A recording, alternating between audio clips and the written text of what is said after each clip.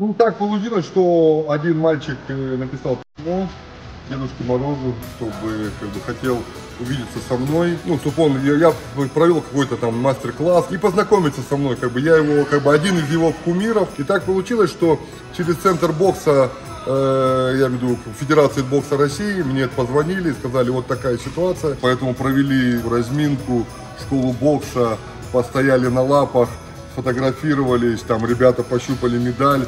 Тем более здесь оказался внук нашего легендарного боксера Олега Георгиевича Григорьева. Дети не пошли, но его внуки пошли в бокс, поэтому это радует. Задали ребята вопросы, как попал, что там, сколько боев, тяжело было, не тяжело. Ну и, конечно же, сказал, что нового я вам ничего не скажу, только пахать. Пахать, пахать, пахать. Поэтому пообщались, все нормально. И дети мне пожелали, я пожелал с наступающим Новым годом, да.